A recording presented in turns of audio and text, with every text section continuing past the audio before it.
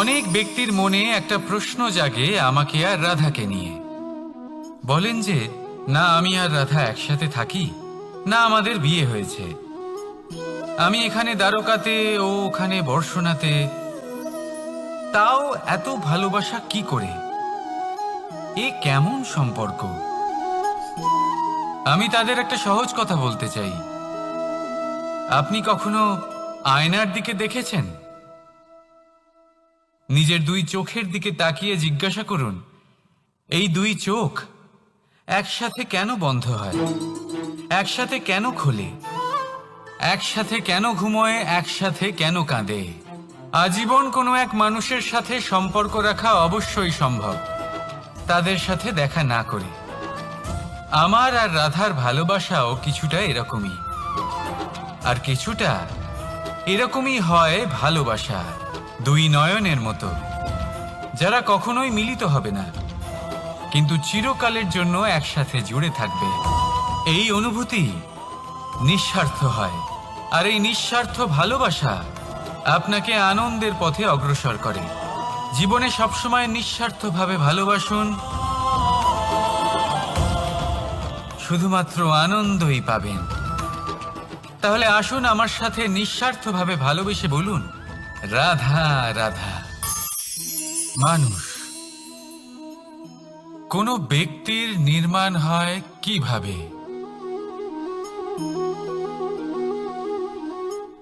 কেউ বলবেন পঞ্চতত্ত্বের দ্বারা, কেউ বলবেন আত্মা, দেহ ও চেতনার দ্বারা, কেউ বলবেন ঈশ্বরের কৃপার দ্বারা, তো কেউ বলবেন এই প্রকৃতির পরীক্ষার দ্বারা।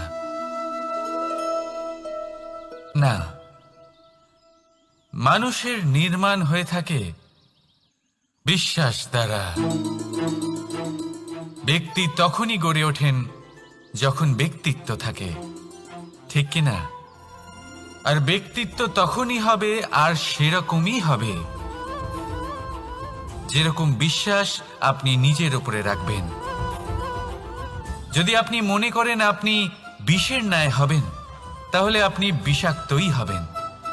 যদি আপনি এটা মনে করেন যে আপনি অমৃতের ন্যায় হবেন, তাহলে আপনি অমরই হয়ে যাবেন। যদি আপনি নিজের উপরে বিশ্বাস রাখেন যে আপনি সংসারের সব থেকে উঁচু পর্বতের শিখরে পৌঁছতে পারবেন, তাহলে আপনি অবশ্যই পৌঁছবেন। যদি আপনার এরকম মনে হয় যে আপনি এরকম কখনো করতে পারবেন না,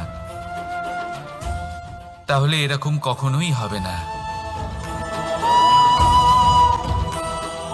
ভেবে দেখবেন, বিশ্বাসের মধ্যেই বিশ্ব বাস করে থাকে, তো আপনার অস্তিত্ব কেন করবে না? যেমন বিশ্বাস আপনি নিজের উপরে রাখবেন, তেমনই আপনি হয়ে উঠবেন। সেই জন্য নিজের উপরে বিশ্বাস রাখুন, আর হ্যাঁ, ভালোবেসে বলুন, রাধা রাধা। শত্রুতা, একজন মানুষ অন্য মানুষের সাথে শত্রুতা করে বসেন, দুজন ঘনিষ্ঠ বন্ধু। এমনও এক সময় আসতে পারে যখন এনারা একে অপরের শত্রু হয়ে ওঠেন। এর অনেকগুলো কারণ হতে পারে, কিন্তু মূল কারণ হলো আলোচনা। আগে হ্যাঁ, আপনি যদি কারোর বিষয়ে আলোচনা করেন তাহলে সে আপনার শত্রু হয়ে যেতে পারে। এবার মনে একটা প্রশ্ন আসতে পারে যে এটা কিভাবে সম্ভব হতে পারে? আলোচনা, এটা তো অত্যন্ত জরুরি। যদি আমি নিজের বন্ধুর খারাপ কাজের বিষয়ে আলোচনাই না করি, তাহলে সে শুধরবে কি করে? এ কথা সত্যি যে আলোচনা আবশ্যক, কিন্তু তার থেকেও বেশি গুরুত্বপূর্ণ এবং আবশ্যক হলো আপনার এই সিদ্ধান্ত। সিদ্ধান্ত এটাই যে আপনার এই আলোচনা কোন স্থানে করবেন। যদি এটা সবার সামনে করবেন ভাবেন, তাহলে তা অপমানও হয়ে যেতে পারে। যদি এটা আলাদাভাবে করেন, তাহলে তা পরামর্শ হয়ে যায়। অপমান কেউ স্বীকার করতে পারেন না, কিন্তু পরামর্শ সকলের ভালো লাগে। তাহলে যদি আপন কারোর জন্য ভালো কিছু চান, কাউকে শুধরে দিতে চান, আর আপনার মনে হয় আলোচনা আবশ্যক, তাহলে সর্বপ্রথম সময়, পরিস্থিতি আর স্থানের কথা মনে রাখবেন। নয়তো এই আলোচনা আপনাকে খুব ভোগাতে পারে। তাহলে আসুন আমার সাথে ভালোবেসে বলুন, রাধা রাধা। আপনার জীবনেও কি সমস্যা রয়েছে? অবশ্যই থাকবে। প্রত্যেকের জীবনেই সমস্যা থাকে। প্রত্যেক মানুষ জিজ্ঞাসাও করেন যে এই সমস্যা আসলে কি আর কেন আসে জীবনে।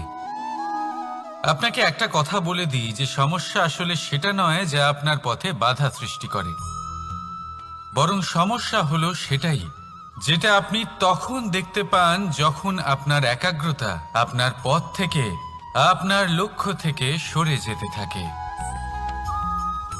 আর এই সমস্যাগুলি দূর করার জন্য, এর সমাধান করার জন্য একটাই পথ আছে, নিজের সমস্ত ভাবনা আরো একবার একাগ্র করুন নিজের পথের দিকে, নিজের লক্ষ্যের দিকে। আপনার সমস্ত ভাবনা যদি কেন্দ্রীভূত হয় নিজের লক্ষ্যে, তাহলে এই সমস্যা দূরে থাকবে।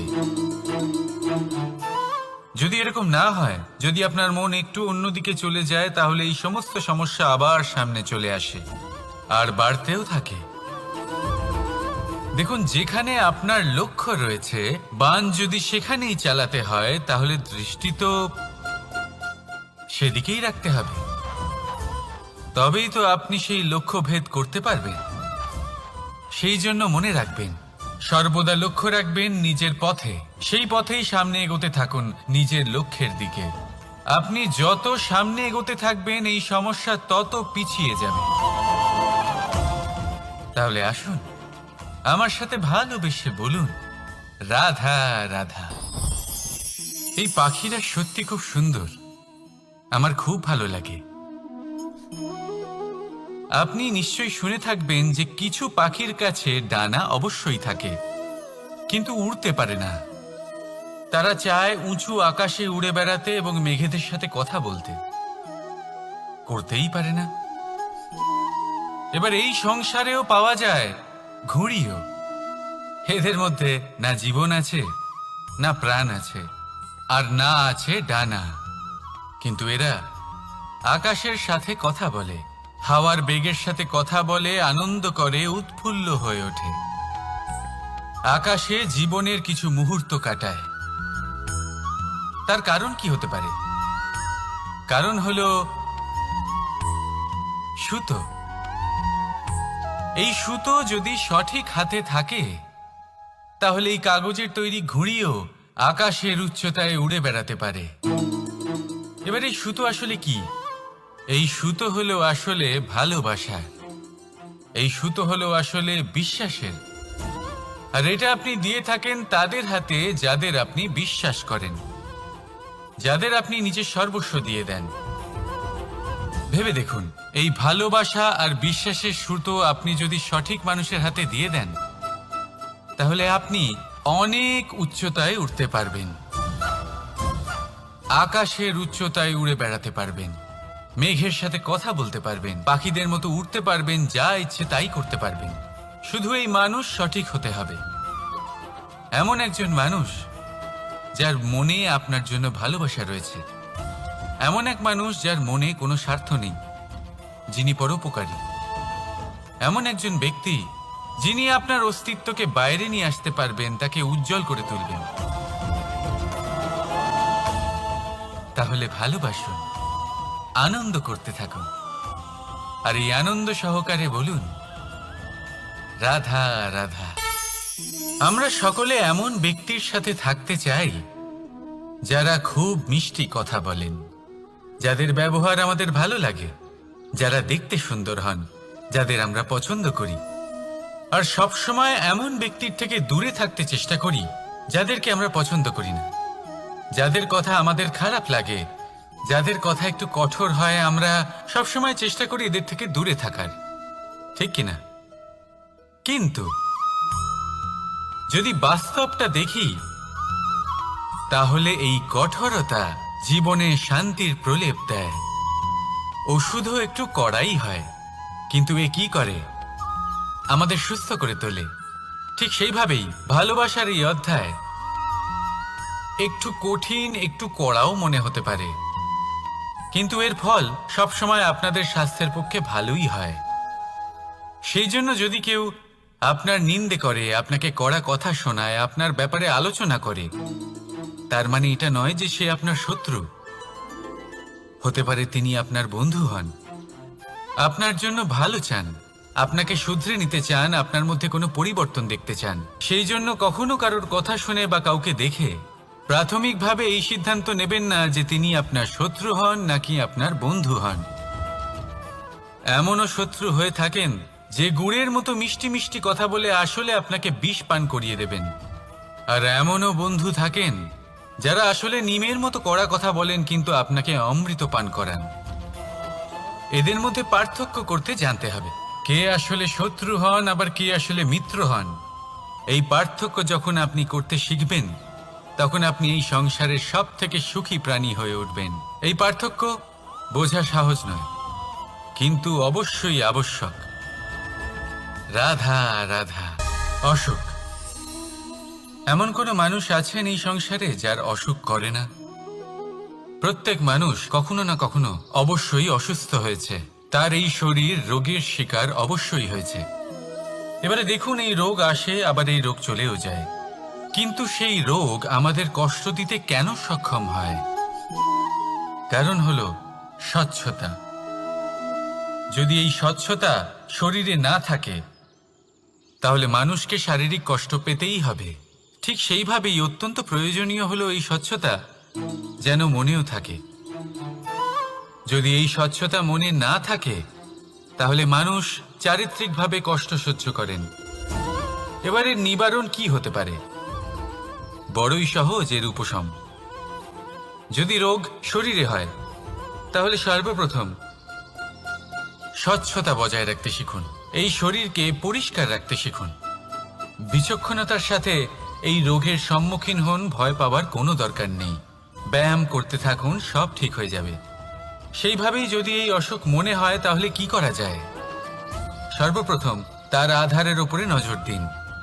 আপনার এই আধারই হলো আপনার আহার। যা আপনি আহার করবেন সেরকমই মানুষ হয়ে উঠবেন। সেইভাবেই আপনি যেরকম ভাবেন সেরকমই মানুষ হয়ে উঠবেন। সেই জন্য নিজের ভাবনাকে শুভ করুন, নিজের দৃষ্টিভঙ্গিকে শুভ করে তুলুন, সব কিছু সঠিক হবে।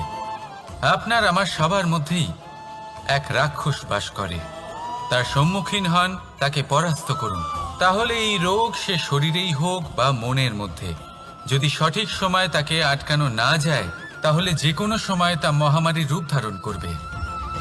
সেই জন্য সাবধানে থাকুন, সুস্থ থাকুন। তাহলে আসুন আমার সাথে ভালোবেসে বলুন রাধা রাধা। বাজ পাখিকে পক্ষীরাজ বলা হয়। বাজের আয়ু হলো মোটামুটি 70 বছর। এবার 40 বছর হতে হতেই ওদের পালক লম্বা এবং ভঙ্গুর হয়ে যেতে থাকে, ঠোঁট বেঁকে যায়, ডানা ভারী হয়ে যায়, অর্থাৎ আগের মতো উড়তে পারে না, সেই শক্তি থাকে না। এবার সেই বাজ কি করবে? বাজ সব থেকে কঠিন নির্বাচন করে, নির্বাচন নিজের পুনর্স্থাপনার। সর্বপ্রথম একটা বিশাল পর্বতে যায়, একান্তে নিজের এক বাসস্থান তৈরি করে, আর তারপরে পাথরের সাথে নিজের ঠোঁট বারবার আঘাত করতে করতে সেই ঠোঁট ভেঙে ফেলে। তারপরে সে অপেক্ষা করে সেই ঠোঁট পুনর্নির্মাণ হওয়ার। তারপর সেটাই করে নিজের পালকের সাথে। তারপরে নিজের ডানা থেকে এক এক করে ভারী পালকগুলো ছিঁড়ে ফেলে দেয়। আর তারপর 150 দিনের এই যন্ত্রণা সহ্য করার পরে ও ফিরে পায় নিজের ওড়বার অনন্য ক্ষমতা, সেই শক্তি। আর তারপরে ও জীবনের পরবর্তী 30 বছর বাঁচে। কি বুঝলেন আপনি? যদি ইচ্ছে শক্তি থাকে তাহলে একজন দুর্বলও শক্তিশালী হতে পারে। আপনিও এটাই করুন, নিজের অতীতের যন্ত্রণার বোঝাগুলিকে ত্যাগ করুন আর কল্পনার খোলা আকাশে উন্মুক্ত হয়ে উড়ে বেড়ান। নিজের পুনর্স্থাপনা করুন, তবেই সর্বশ্রেষ্ঠ হতে পারবেন। আর মনে রাখবেন, এই ছোট ছোট পদক্ষেপই বড় বড় শিখরে পৌঁছে দিতে পারে। তাহলে আসুন আর আমার সাথে ভালোবেসে বলুন রাধা রাধা। আপনি কি কখনো জলকে নিজের মুঠোতে ধরে রাখার চেষ্টা করেছেন? চলুন আজ করা যাক।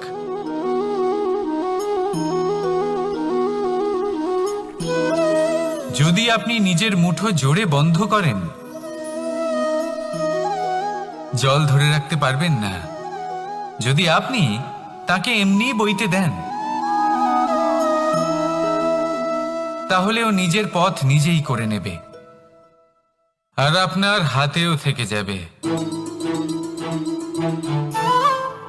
আমাদের জীবনও হলো কিছুটা এরকম, জলের মতো। নিজের পথ নিজেই করে নেয় এই জীবন।